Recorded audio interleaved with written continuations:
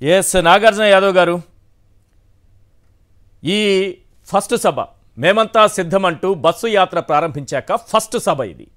ఈ ఫస్ట్ సభలో మీ first reaction ఏంటి సీఎం ప్రసంగం పైన? ఎందుకంటే చాలా డైరెక్ట్ అటాక్ చేశారు కొన్ని అంశాలకు సంబంధించి, మొదటిసారి మాట్లాడారు కొన్ని అంశాలకు సంబంధించి.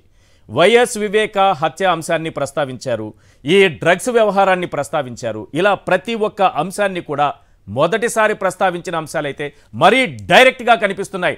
ఇంతకాలం ప్రత్యర్థులు ఏ రకంగా బురద జల్లుతూ వచ్చారో వాటన్నింటికీ కూడా ఒక క్లారిటీ ఇవ్వడంతో పాటు చెక్ పెట్టేలా ఆయన ప్రసంగం ఈరోజు సాగింది. మీ ఫస్ట్ రియాక్షన్ ఏంటి ఈ ఫస్ట్ సభ పైన? వాయిస్ వినపడుతుందండి? Yeah, clear. ముందుగా ప్యానెల్ లో ఉన్నటువంటి పెద్దలందరికీ ముందుగా నా నమస్కారాలండి. సాక్షి టీవీ ప్రేక్షకులకు కూడా. ఎందుకో మేమంతా సిద్ధమని జగన్మోహన్ రెడ్డి గారు, నాకైతే మొదట్లో జగన్మోహన్ రెడ్డి గారు ఓదార్పు యాత్ర చేసినప్పుడు ఎలా అయితే మేమందరం ఒక సంభ్రమాచర్యాలతో గురయ్యి ప్రజలందరూ ఆయన వైపు ఏ విధంగా ఒక సన్మయత్వంతో నడుచుకుంటూ ముందుకెళ్లారో ఈ రోజు కూడా అప్రాక్సిమేట్లీ అటువంటి పరిస్థితి ఉంది. బాస్ ఈజ్ బ్యాక్ అని చెప్పచ్చు. టైగర్ ఇప్పటిదాకా పరిపాలనలో రాముడి పరిపాలన చూసాం, ఇప్పుడు రావణాసుడి పేరుతో రాక్షస సంహారం చేయడానికి ముందుకొచ్చాడు అన్నట్లు అలా ఉంది. ఏంటి మొదటిసారి ఈ వైఎస్ వివేక హత్య అంశం పైన ఆయన మొదటిసారి మాట్లాడారు. ఇంతకాలం ఎవరు బురద జల్లినా, ఏ రకమైనటువంటి ఆరోపణలు చేసినా తమ ఇంట్లోనే హంతకుల్ని పెట్టుకొని ఆ రక్తపు మరకలు జగన్ గారికో ఆయనకు మిగతా తాడేపల్లికనో వైఎస్ఆర్సీపీకనో పోయడానికి ప్రయత్నం చేసినా సైలెంట్గానే వ్యవహరిస్తూ వచ్చారు. ఈరోజు చాలా డైరెక్ట్ అటాక్ చేశారు. ఎవరు చంపారో అందరికీ తెలుసు, ఈ హత్య వెనక ఎవరున్నారో అందరికీ తెలుసు, అలాంటి వాళ్ళు ఎవరితో చేతులు కలిపారో అందరికీ తెలుసు, హంతకుల వైపు నిలబడ్డారు, సొంత చెల్లెళ్ళే నిలబడ్డారని కూడా మాట్లాడేశారు. అంటే మొదటి నుంచి కూడా వైఎస్ వివేకానంద రెడ్డి గారి హత్యను రాజకీయంగా వాడుకోవాలనేటువంటి ఆలోచన తెలుగుదేశం పార్టీ చేసింది. తెలుగుదేశం పార్టీ చేసినటువంటి వైఖరికి వైఎస్ జగన్మోహన్ రెడ్డి గారు 2019 ఎన్నికల ముందు నుండి కూడా ఆయన ఈ తెలుగుదేశం పార్టీనే ఈ హత్య వెనకాల ప్రగాఢంగా ఉందని ఆ రోజు కూడా సిబిఐ ఎంక్వైరీ డిమాండ్ చేశారు. సిబిఐ ఎంక్వైరీ జరిగింది.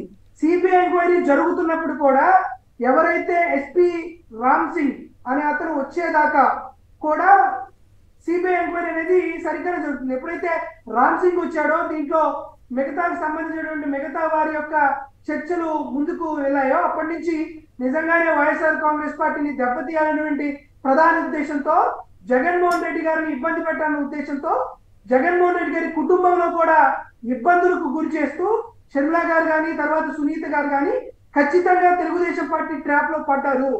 జగన్మోహన్ రెడ్డి గారు ఇంతకు ముందు కూడా అసెంబ్లీ వేదికగా ఇదే ఇష్యూ మీద ఒక క్లారిటీ ఇచ్చారు. ఒక కన్ను మరొక కన్నుని పొడవదు. వైఎస్ఆర్ కాంగ్రెస్ పార్టీకి సంబంధించినటువంటి కుటుంబ సభ్యులు ఎవరూ కూడా వివేకానంద రెడ్డి గారి హత్యను కోరుకున్న వారు కాదు. వివేకానంద రెడ్డి గారిని హత్య చేసి వైఎస్ఆర్ కాంగ్రెస్ పార్టీని రాజకీయంగా దెబ్బతీయాలనే ఆలోచన 100% తెలుగుదేశం పార్టీకి ఉందే కానీ వైఎస్ఆర్ కాంగ్రెస్ పార్టీ కుటుంబ సభ్యులకు కానీ జగన్మోహన్ రెడ్డి గారి కుటుంబ సభ్యులకు కానీ ఎప్పుడూ లేదు అని మేము సాక్ష్యాధారాలతో సహా నిరూపించాం. ఈ రోజు కడప జగన్మోహన్ రెడ్డి గారు వెళ్ళిన తర్వాత తన కుటుంబాన్ని, తనని కొన్ని దశాబ్దాల పాటుగా అండగా నిలబడినటువంటి కడప ప్రజలకు కూడా జగన్మోహన్ రెడ్డి గారు చెప్పాలనుకున్నారు.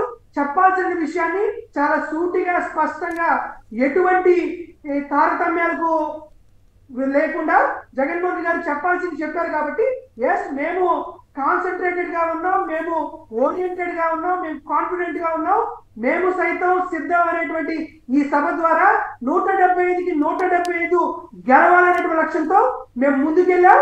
ఖచ్చితంగా వీఆర్ ఫోకస్. ఖచ్చితంగా చెప్తున్నాం, వై 175/175 అనేటువంటి విధంగా మేము ముందుకెళ్తున్నాం.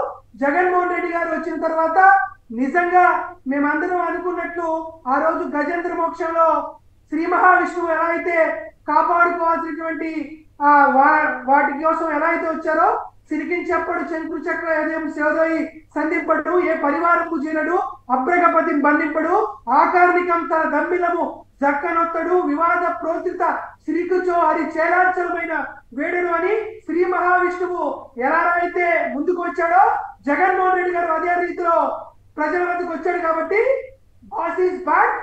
ఖచ్చితంగా 175కి 175 గెలుస్తున్నాం. Yes. కడప పార్లమెంట్ గతంలో ఎంత మెజారిటీ వచ్చిందో దానికంటే ఎక్కువ మెజారిటీ తీసుకొస్తాం. ఇది ఛాలెంజ్. జగన్మోహన్ రెడ్డి గారు వచ్చారు, గెలవబోతున్నాం.